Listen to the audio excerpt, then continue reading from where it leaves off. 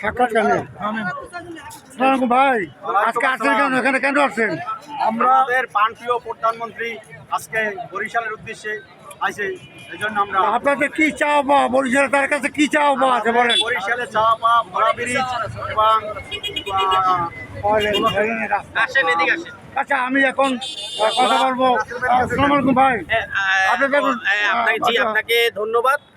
আমরা এখানে কেন দাঁড়িয়েছেন যা ইতিপূর্বে সারা বিশ্বের মানুষ জেনে গেছেন যে গণপ্রজাতন্ত্রী বাংলাদেশ সরকারের যিনি মানবিক প্রধানমন্ত্রী রয়েছেন, বিএনপির চেয়ারম্যান জনাব তারেক রহমান কিন্তু বরিশালে ইতিপূর্বে চলে আসছেন। তিনি বাটাজোরে মাধ্যমিক বিদ্যালয়ে বৃক্ষরোপণ কর্মসূচি এবং তার নির্ধারিত যে ফ্যামিলি কার্ড, এই ফ্যামিলি কার্ড বিতরণ করে কিন্তু বরিশালের পথে কিন্তু অচিরেই চলে আসছেন।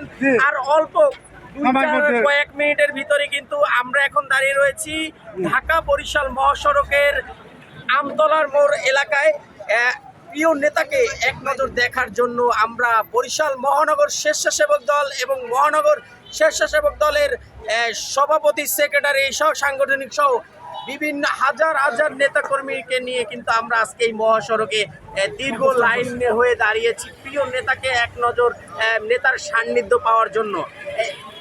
আপনি যেমনটি জানেন যে বরিশালে কিন্তু বাজেট হয়েছে, বাজেটে কিন্তু বরিশালের কোনো উল্লেখযোগ্য কোনো বাজেটে বরাদ্দ দেওয়া হয়নি। আমরা চাই এই বরিশালের সফরকে ঘিরে প্রিয় নেতা বরিশালের জন্য একটি সুফল, একটি সুখবরের সুবার্তা তিনি দেবেন। যে যেমন বরিশাল মহাসড়কের যেমন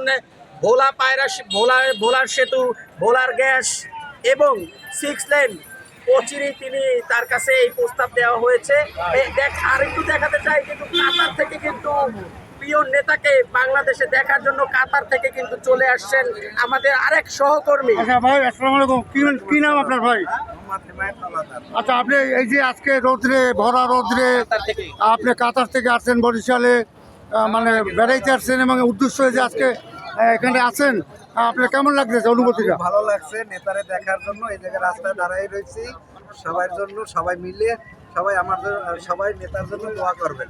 আলহামদুলিল্লাহ, উনি কিছুক্ষণের মধ্যে বরিশালে আসতে পৌঁছবে। কিছুক্ষণের ভিতরে উনি এসে পথসভা করে নেতাকর্মীদের উদ্দেশ্যে তিনি হাতই করবেন। তারপরে তিনি বদ্ধভূমি 30 গোডাউন বরিশালের বদ্ধভূমিতে তিনি যে তার নির্ধারিত কর্মসূচি, তিনি কিন্তু বৃক্ষরোপণ কর্মসূচি করবেন। তারপরে কিছুক্ষণ সময় বরিশালের সার্কিট হাউসে তিনি একটু হালকা একটু চা বিরতির সময় নেবেন। তারপরে তিনি বিকাল 3 ঘটিকায় যে বরিশালের ঐতিহ্যবাহী ভিলেজ পার্কের পাশে অবস্থিত শিল্পকলা একাডেমিতে তিনি কিন্তু দলীয় নেতাকর্মীদের নিয়ে এক মত বিনিময় সভা করবেন। জি, আপনাকে ধন্যবাদ। আচ্ছা, আপনাকে ধন্যবাদ। আপনার নাম কি ভাইয়া?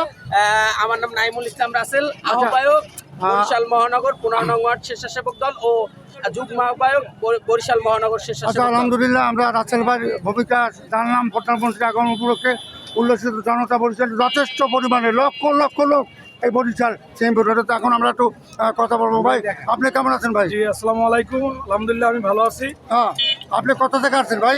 আমি বরিশাল 15 নং ওয়ার্ড স্বেচ্ছাসেবক দলের সেক্রেটারি। আচ্ছা, আমরা একত্রিত হয়েছি জনপ্রিয় নেতা জনাব তারেক রহমান আসার উদ্দেশ্যে।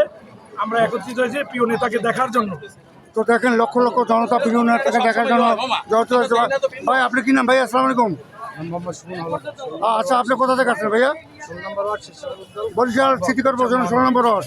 আচ্ছা, আপনার কাছে কেমন লাগতেছে এখন? কেমন লাগতেছে এই যে লক্ষ লক্ষ লোক প্রধানমন্ত্রীকে দেখার জন্য যেভাবে দাঁড়িয়ে আছে, নারী পুরুষ শিশু, এটা আমাদের বরিশালের একটা কেমন আনন্দিত উল্লাসের শহর নাকি?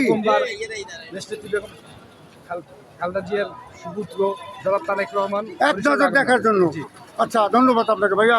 আসসালামু আলাইকুম।